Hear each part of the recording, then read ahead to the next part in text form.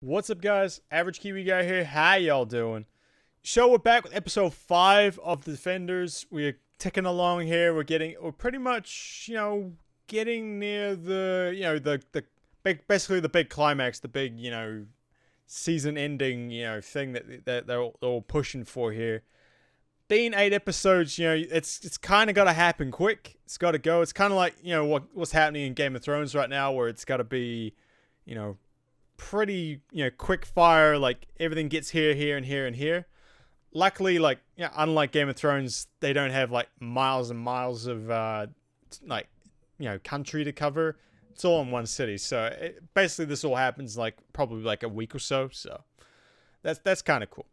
But Take Shelter, a decent episode. It was kind of good. I think it had some some good fighting stuff in it. It had a bit of everything, a little bit of, exposition, a little bit of, a bit of fighting and all the rest of it. We finally get to see, Matt in the Daredevil suit. So that's always good. It's always good, of course, Jess has to make fun of him, nice ears, but it's actually horns, Yeah, we saw that in the trailer. So it's good. It's good to see, Matt back in the suit. I'm always happy to see him in that. I'd like to see the others get suits at some point, but probably won't happen. Maybe Iron Fist. Maybe Iron Fist. He might get the mask at some point, maybe. Probably not this season, but I doubt Jess will put on a super suit, and I don't think frickin' Luke need one. Luke needs one. He needs one that doesn't get ripped apart by bullets. That's what Luke needs. Because he goes through hoodies like there's no tomorrow. But yeah, basically this one, a lot of it was kind of about Elektra not really being on the side of the Hand. Well, the Hand's not really got full control of her, which is kind of interesting. But it takes right after the previous episode, like all the map. Basically the fight in the Royal Dragon, like how they get out and all that. And basically like they're standing there ready, like all the fingers of the Hand, like they all bring in people, like all their basically their minions all come in to fight them, and all 4, I guess, of the fingers are there, not the 5th. We see the 5th later on. And they're there to get Danny. Yeah, they need Danny. As Iron Fist is going to unlock the big door that they're trying to get through to get I'm pretty sure the substance that keeps them alive. So that at least we know what the kind of their end goal is here. And they're pretty much standing there ready to fight, and they're like, okay, we just gotta fight as a team. We can get out of this. Stick's there with them. It's like, we fight as a team. Soon as everything like shoots off, Matt grabs Elektra, runs out the door. Well, basically gets her to sort of get away from everyone else, and all the others had to fight everyone else while Matt goes off with Elektra. So it's fair enough. It's fair enough. It was always going to happen. And, it was a pretty decent fight. Like a lot of, stuff happening. Like, a lot of, kind of what we're getting used to now with all of them. They all have their own, fighting styles. Like, Jess is very much like, I have super strength. I'm just going to put you into the ground. Like, just a lot of grabs, a lot of things. Obviously, Danny's trained. He's got his Iron Fist and stuff like that. Luke, just a big Hulk, pretty much. Just swamps people. Takes a lot of bullets, stuff like that. But the real fight is, you start seeing what a couple of the Hand, like the fingers of the Hand, they're like how they fight. So like Madame Gao is basically like, Chi Master. She can she's basically a Jedi, right? She's basically a Jedi. She can move things with her mind. It's pretty cool. Like she seems like this little frail old lady, but like she can like throw shit against doors and like pick things up, throw things. It's pretty cool. It's pretty cool. Then you get Murakami, who's more sort of traditional fighter, a little bit more like Daredevil. He gets in there, he's a lot of fighting, that sort of thing, kind of like Nobu in a way. Then you get Sawande, who's kind of like he's like pressure points. He aims for the pressure points and kind of like, you know, how if you hit a certain like point in the body, it relaxes. And even Styx says like, don't let him touch you because you'll forget to breathe or something, or like you'll just stop breathing and like you'll get too relaxed and you'll just die. So he's like constantly like, he goes after Luke and he's like, let's see if you break. And like, he's like, bop, bop, bop, bop, bop, bop, bop, bop, and he's like constantly trying to like get his pressure points and all the rest of it. So that was kind of cool. And then like kind of the other big thing is what's happening outside, which is with Matt and Elektra. And you start to see Elektra hesitate with Matt. Like she can see who he is. She knows he's important, but she doesn't know why.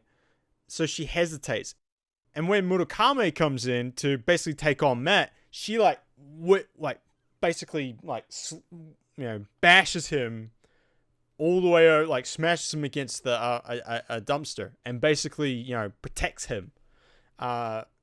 So this kind of leads to a bit of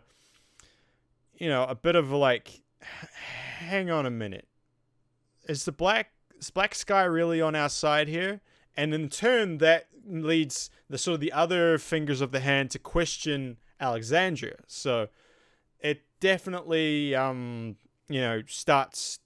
gets the wheels turning. You know what I mean? And both with Elektra learning who she is, and also kind of dissension in the ranks with the hand and stuff. So kind of interesting outcomes with a lot of these fights.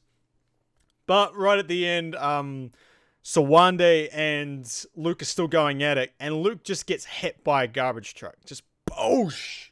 Just nails him. And Luke's fine. Like, Luke's taking worse hits than that.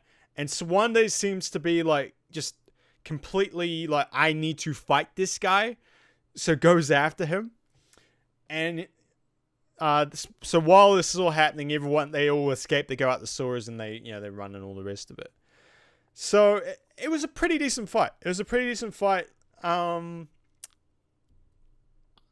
Probably like the better, like, it was cool to see, like, the fingers of the hand, the way they fight. That was pretty cool. I mean, we still haven't seen really what like Alexandria can do, barring the little bit that she showed with taking on a very weak Elektra, but and then this sort of leads them to like this like sort of hideout that they're hiding in and all the rest of it. And they like, oh my god, like Luke's been captured. We got to find a way to get him. And guess who rocks up? It's Luke. I mean, Luke's fine. He's cool, and he has one of the fingers of the hand. Just he captured him. Like he didn't break. And the other one did. So Sawande gets captured by Luke, and now they have a prisoner. So that was pretty cool. So they start talking with Sawande. They're seeing like what's going on and all that. And obviously it's not going to work because Sawande was trained by he was trained at Kunlun. Like Danny knows how they've gone through some like horrific painful trials there, and for him to be like a master, they know, he knows how to handle pain. It's nothing to him. So they know they're not going to be able to torture anything out of him. And Sawande starts going on like, oh, we're going to go after you, like your loved ones, like the people, you may be able to protect yourself, but does everyone else, all that. And that kind of gets them to go and get basically all the side characters. All the side characters, all the best friends, all the, the family, all the rest, all the loved ones, they go and get them. And they bring them all, they get Misty at the police station to protect them all. So they're all in this police station. And it was kind of funny to see, like, like there's the side characters from that show and the side characters from that show. And they're all meeting each other. They're all like, oh, I wonder who that is. I wonder... You'd be sitting there like, I wonder which one they're related to. Like, who are they to that person? They're all like, trying to link each other to them, and it's kind of funny to see them all meet each other. So that was cool. That was cool. The one thing though that's kind of like really irritating that's coming in this series is Matt and with Karen and Foggy. Like, Karen and Foggy, they are so determined to get Matt to stop being Daredevil. They seem very selfish. Does it seem very selfish to me? Like, they're hard out just trying to change him, forcing him not to be Daredevil. Like he can't possibly be both Matt and Daredevil. Like, it's like you can't possibly be it. Like, I know they want to like protect him, and they want to all the rest of it, and they don't want him to be exposed and all that. But some of the things they say, like, how dare you be Daredevil? How dare you try and save everyone in the city? How dare you do this? You're not meant to be doing it. You swore that you wouldn't do it anymore. It's like, yo, people need to like let Matt be Matt. Like, if he needs to be Daredevil, you need to kind of let him be Daredevil, So it's starting to grate on me a little bit. The whole Foggy and Karen trying to, control him, like, immensely. So it's kind of funny to see, like, all the side characters meet up. Then we basically, the fifth finger, probably the thumb, we'll call him the thumb, shows up, and that's Bakura. Bakura shows up, and we all knew he was coming. I mean, no one in the hand really dies, so that was easy to tell that he wasn't gonna, his body disappears in Iron Fist, so we knew that he was coming back. And he shows up, and he's still obsessed with Colleen. Like, Colleen is, sort of like his pride and joy, I think. Like, he really wanted her to, be with him, sort of thing. Like, be his, like, disciple and stuff. And, yeah, he basically, he's sent there to go get, the,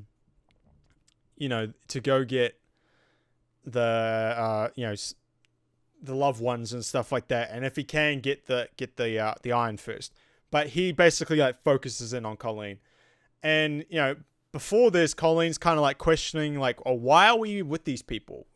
She was the one who wanted allies, so it was weird she was even saying this. But she's like, oh, why are we with these people? These people don't know the fight that we're fighting. We shouldn't be with these people. And Danny's sort of sitting there going, like, but you wanted the allies in the first place, and besides, you haven't seen them fight.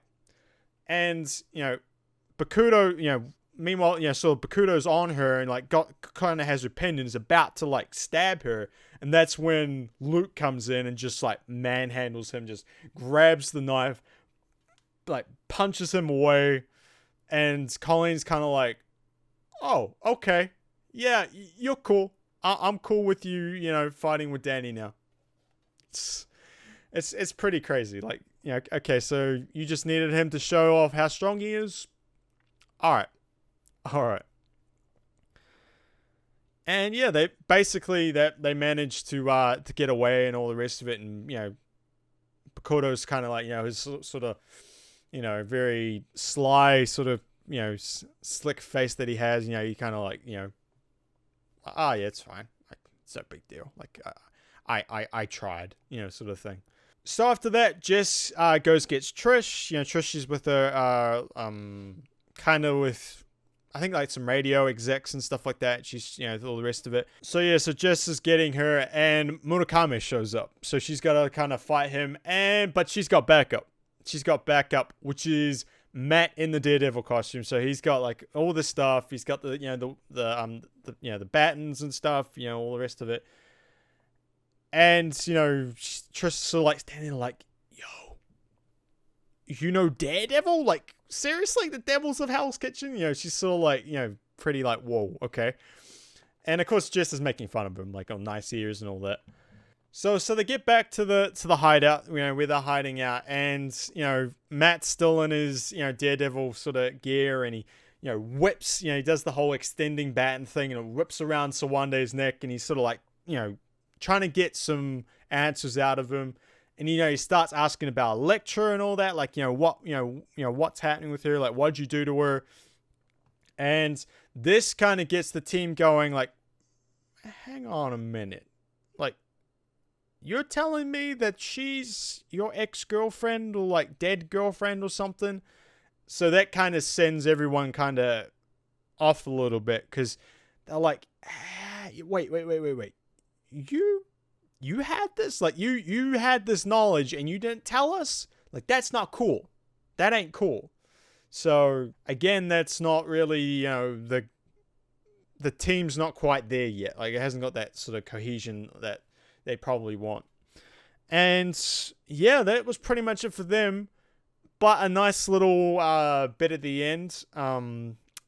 Basically, Electra's kind of snuck off from Midland's circle, and she's kind of figuring out like who she is, and she finds her way to Matt's place, and goes to the couch like she was sleeping on the couch in like season 2, and then sort of looks around, and then curls up on his bed, like where he sleeps, and she looks kind of like she's trying to find a safe place, or trying to find somewhere familiar.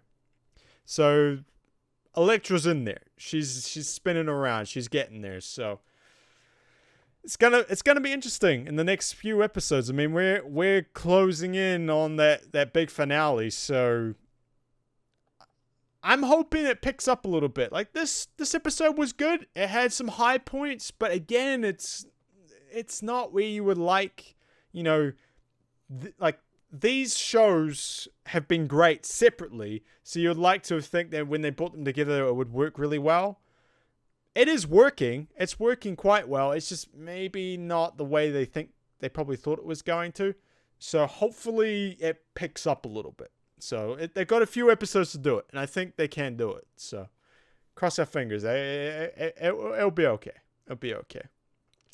So yeah, episode 6, I will try and get out as soon as I can. Obviously, I got to watch it. I got to do the recording and editing and all that. So I will try and get that out as fast as I can. And yeah. All right, guys, that's it for us. Thank you very much for watching, and I'll catch you next time. Peace. Bye.